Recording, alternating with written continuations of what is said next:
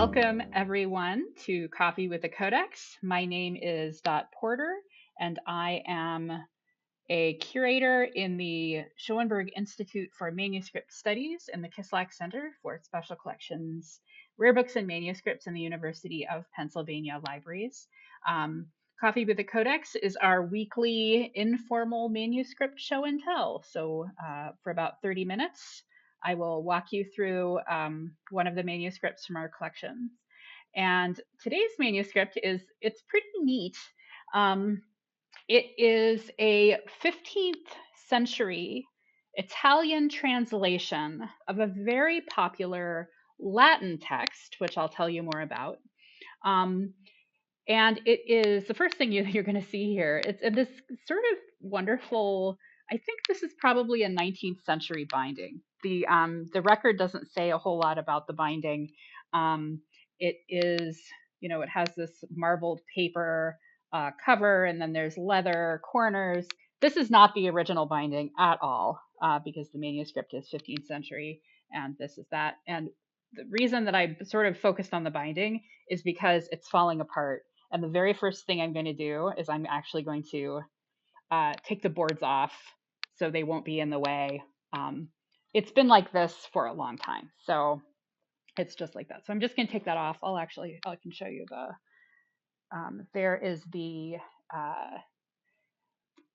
spine with the label on it, with the author's name, and then an old shelf mark. That's not the shelf mark that we use today.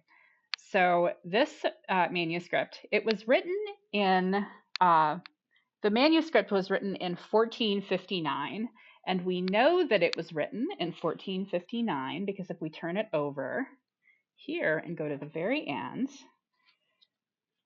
and we look at the last page, we get a colophon, which is not something that we see all the time. So I want to be sure to share it with you. The colophon, oh come on, there we go, is not, let's see, it's right here at the very end, and it says 1459. That's the date there that this was finished. We don't have the author's name or anything, or not the author's name, sorry, the scribe's name. So the scribe, the person who copied this, put the date that he finished it. It's actually April, I just had it, April 19th, 1469 or 59. So we know exactly when it was finished up. There's some other things happening on this page. This is one of the more interesting pages in the manuscript. We have somebody came through and put I think that's their name, and wrote it several times, sort of over and over, and there's some other notes, and there's other notes. So there's a lot going on this page, very last page there. But let's start, now that we know when it was written, we can start at the beginning.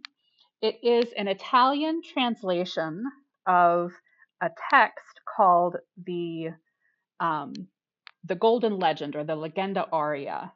And the Legenda Aurea was a set of hagiography, or saints' lives, which was compiled by the person who is identified as the author of the text. And his name is Jacobus, I can't pronounce his last name, Voragine, perhaps. And he was active in the 13th century.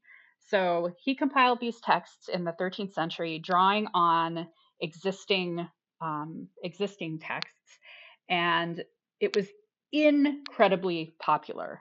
This collection, the Golden Legend, over 1,000 manuscripts of the Latin, his Latin texts survive. They were used by preachers in sermons, and they were also very popular sort of more generally, although they were, why they were written, that sort of, there's a question, but how they were actually used was they were used by preachers writing sermons, and also by folks who were just interested in reading about saints because they were religious and that was a way to learn more about your saints. And so our manuscript opens with a sort of list of contents, which is quite helpful. So every saint here is noted. So we start with the legend of Andrea, who is, Andrew, Niccolo, Lucia, Lucy, Saint Thomas, and on and on. Mostly saints, but also some sort of feast days. So there's like the Holy Innocents I saw were in here. You'll also note that somebody very helpfully put folio numbers here, which would be very helpful, except that the numbers that these numbers refer to are numbers that were at a later point when this book was rebound, either in the 19th century and put in the current binding, or maybe even some earlier point. We don't really know how many times this book has been rebound since the 15th century. The book was trimmed, and so you can sort of see here, there's a little thing there. You can see it. You'll see, oh, here's an even better one. And the page numbers, or the folio numbers really, which were written on the page, got trimmed away. And so we do know, if you go further on in the book, the numbers are not the same. So the old numbers, it looks like they're 6 leaves off. So our current number 77 is their number 71. So I learned this when I was I sort of went in and I was like, ooh, 145. And it was like, no, that's not actually on that page. But this is a really helpful, you can imagine this being helpful. It's helpful to us and to anyone who wanted to use this book. It would have been really helpful to have this list up at the front. And so we go through. It is not a very fancy manuscript. There's no illumination, right? There's no gold, but there is a lot of color, mostly red and blue, which if you have hung out with us before, you know that you see a lot of red and blue. There's a lot of red and blue going on. And so we open up actually with a sort of introduction. So we start with this introduction with a rubric, and then this beautiful T, and each section is then set apart by these paragraph marks, red and blue paragraph marks going through, which is a really typical thing that you see a lot. It is written in 2 columns, and if we look over here, you can see this page was ruled but wasn't written on, so you can see the ruling really well, that we have lines that were drawn to outline the edges of the column, and then the lines were drawn across. And that's how the text gets to be so, here we are. The text is so straight because it's actually written on these lines that are gone across the page. So we can keep going. The introduction continues with the second part of the introduction, and go on. And then here we have our first saint's life. So we start with Andrew, and there is quite a lot going on. We have some pretty nice initials here. Those might actually, I'm not sure. It's not gold leaf, but it might be gold paint. I don't know. Do you know if that's gold? It doesn't really look shiny enough to be gold to me, but they were trying for something a little blingy there. And so we have the text of the sort of main text of it, and then here we have this miracles. So each one of these sections is a different miracle, and this is a sort of standard, so we're going to see this quite a bit as we move through. We've got his miracles, and more miracles going along. Another miracle there, go back a little bit. Here we go. And if you have questions as we go, or there's something that you'd like to see on the page, don't hesitate to type in the chat. Amy will be watching, and we'll keep going. And Amy points out Andrew is the first saint in the liturgical year, associated with the beginning of Advent. And I was actually wondering how they determined the order. Is it the order of the church year? Because nothing that I saw, there, nothing that I read indicated that, but that makes sense if that's what is doing. So Emma has dropped a note in the chat. Jacobus, who is the compiler of this, was very interested in the more entertaining factors of the legends, like the modes of torture used to mutilate the saints. Oh, great. The legend was read from or listened to by a lot of people, and those in the lower classes liked to be entertained. This is also part of why the work dropped out of the limelight and dismissed as foolish during the Protestant Reformation. Yeah, thanks for that. I read a little bit, and it did look like in the 1600s and later it sort of fell out of popularity, and then sort of came back a few hundred years later. But it makes sense that would be part of the Protestant Reformation. So I'm going to point out, because I like to point out things like this, there's this little word written at the bottom here, legenda.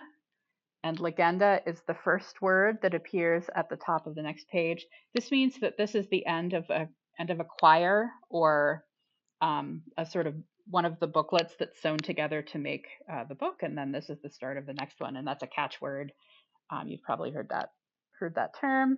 And so that's really kind of nice, because sometimes when you look at books, it's sort of easy to tell how it's put together. And this one, because it's bound so tightly, you can't really see it. So having something like a catchword is helpful. All right, we have something else here. I'm just going to sort of walk through Sancta Anastasia. There we go. An interpretation. Yes. So if we look down here, this is something I was thinking about this.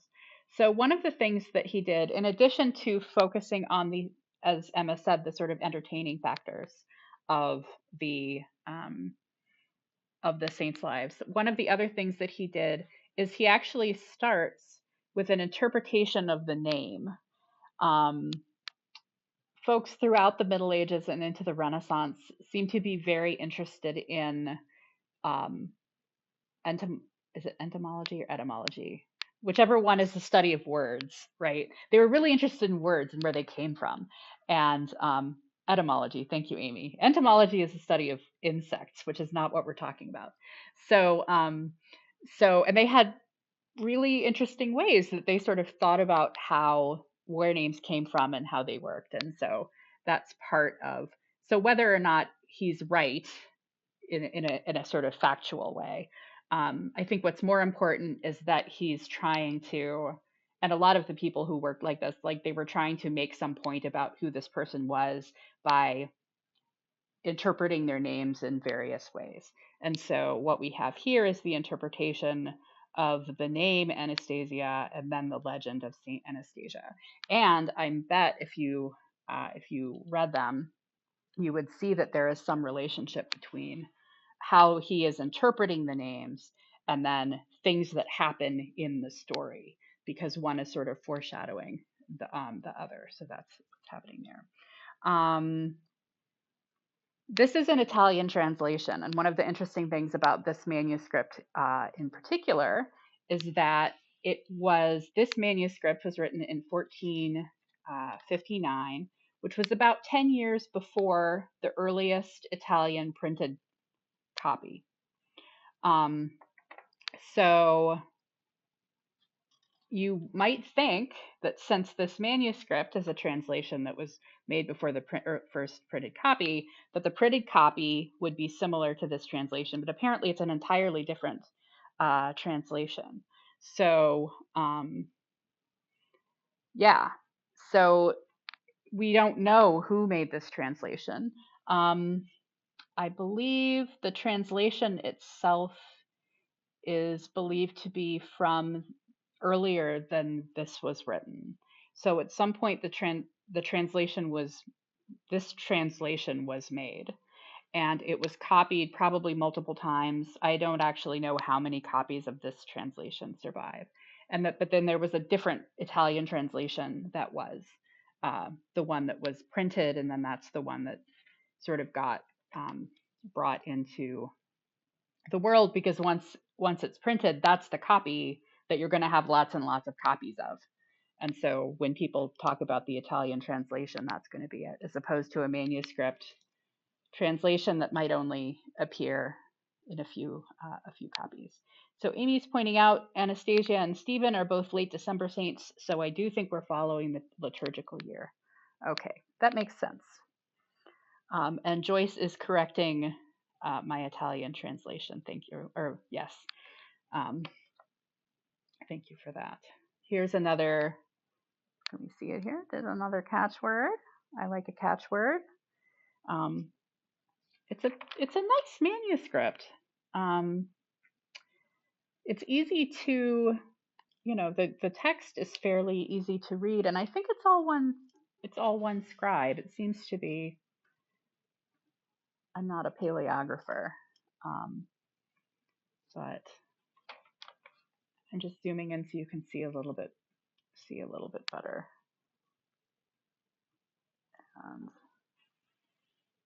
These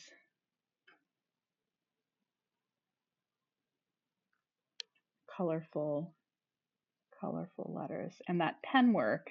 It's a little bit hidden because it's in the gutter, but there's some nice pen work down the edge, and the blue letters have red pen work, and then the red letters have what looks like lighter purple pen work, which is another thing that's very typical. So it's sort of interesting that they do it like that. Let's see. There are copies of the text that include miniatures or sort of drawings of the saints. This isn't one, and it might indicate who the intended audience was for it. A highly illuminated and illustrated copy could be for, well, first of all, for someone who has the funds to pay for illuminations, which could be really expensive if they're very good. Whereas a manuscript that is text only and a little more plain and on paper as opposed to parchment, which would have been more expensive, it could be that this was for someone who was, for example, a preacher who was using it for sermons or just for individual study. And relevant to that, I pointed out the signatures on the back. I don't know where these are, but I'm looking now at a little article about this manuscript by my colleague Nick Herman, who's the manuscripts curator here, in Making the Renaissance Manuscript, Discoveries from Philadelphia Libraries. It's a catalog for an exhibit he did a few years ago. And he wrote about this manuscript. And what he said is this volume bears several ownership inscriptions, attesting to the fact that it was part of the library of the Dominican convent of Santa Maria degli Angeli in Ferrara from an early date. And so it makes some sense that a convent would have a copy of the manuscript that looked like this. It's not very fancy. It's made of paper.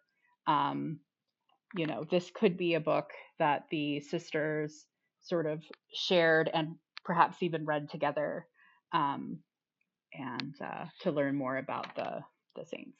So that's sort of interesting. And actually, I'm going to go back because I think Santa Maria degli Angeli. I think that those, yes, here we go.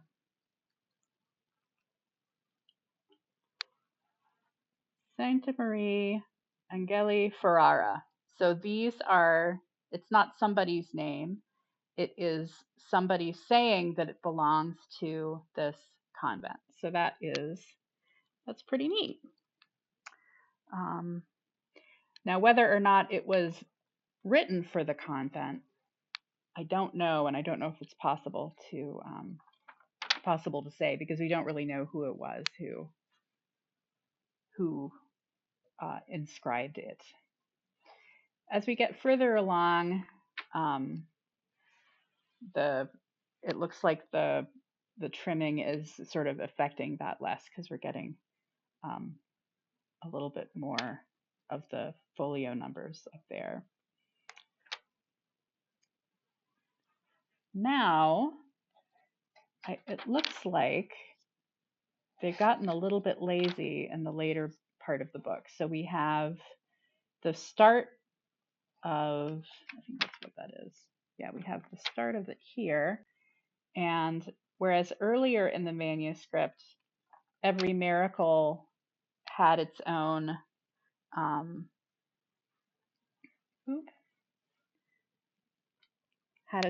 initial. Here we can see, here's a miracle. There's another miracle down here,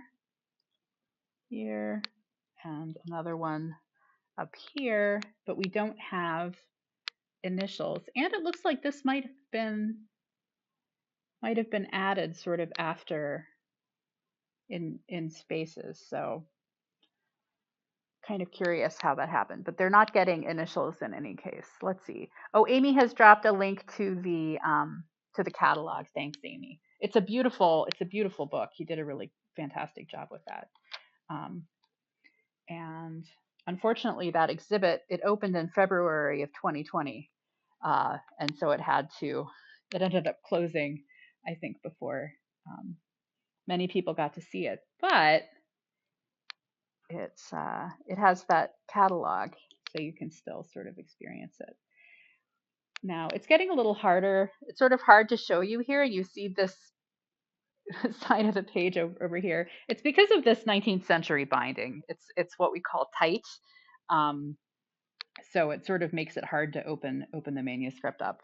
Let's see. Lisa says the handwriting looks more rushed in the later portions. I think you're right. It does look like there's less care, and it also, there's that sort of fewer initials on this side as well. There are, here's more of these miracles, and maybe the scribe thought it was time to finish. Although here, we're still getting them. Let's see. Joyce says, interesting that the word miracolo is written in. Also surprising. The Italian is rather easy to read, at least at first. Yeah, it's a humanist script, which is for the most part pretty familiar to modern readers. It's a script that it's a lot easier to read than most like Gothic scripts, for example. But because it is getting a little more rushed here, it's getting a little bit more difficult here. It still looks like the major sections get their own initials there. Let's see. And I was just about to say, I'm gonna say it anyway. I'm gonna go back and say it, and then I'm gonna say no, it's wrong. So there is a tendency, and I call it a rule, for these initials to go back and forth between red, blue, red, and this is really typical. And it's a way to sort of help your eye keep moving. So you have the different colors switching back and forth. And then, so we get red, blue, red, and then I turn the page and there's blue, and then the next one is also blue. So it's a rule, we like to say, but they didn't always follow the rules because they were not listening to us. They were just doing their work. Here's another catchword. It's always fun. Yeah, it's looking quite quick here. I think he was ready to finish.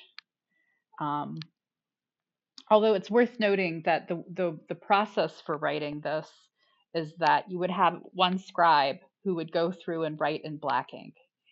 So the scribe who's doing the most of the writing would go through and he would leave space for initials and space if he knew that there was going to be a rubric, that is the red sort of writing put in, and then he or someone else would come in and add the other parts. So it's possible for him to go through and get quite rushed in the main text and then later take more time with the initials. So just because that black text is rushed does not necessarily mean that the other text is rushed, although it still could be rushed, but it wouldn't be rushed at the same time. It would be at different times. So let's keep going. One thing that I haven't pointed out, but I'm going to point it out now because I keep seeing it and it's sort of interesting, is, and you can't see it because I've sort of cut off the bottom of the page, but when we look at the bottom of the page, there's the catchword here, which I already pointed out, which says this is the end of a quire, one of these individual booklet quire sections. And then down here, there's a number, which is, I think it's, I don't know if I'm going to get that close enough for you to see it. I think it's a 6 or 11. There's something followed by a 1. And then when I turn the page, I think it's 6. Roman numeral 6 followed by a 2. It's a little bit cut off. And then here it is again, that, and then a 3, and then here, that, and a 4. And what this is saying is that and 5, that's the quire. That is telling us that there are 5 sheets that were folded. And so now we're in the middle of the quire. And if this wasn't so tight, we could probably see that there's thread here, the middle, and then there's going to be 5 more leaves. 1, 2, 3, 4, 5, and there should be a catchword, and there's a catchword. So that's a quire, we call it a quire of 10 because it has 10 leaves. So it's 5 sheets folded to make 10 leaves. So that is the kind of thing that I'm always looking at when I'm going here, in addition to, of course, the writing and the initials. We've still got lots of beautiful initials here at the end. Beautiful. A little bit plain, but there we go. Thanks, Amy. And it's about time to end. The rest of the manuscript looks very much like that. It's fairly plain, but also pretty, and you can imagine how it was used, especially if it was, this book was in a convent. I love thinking about the sisters sort of reading it together. So thank you all for joining us today, and we'll be back next week, and we'll have another manuscript for you. And don't forget, we are taking August off, so be sure to put that in your calendar. And have a great week, everyone. Bye.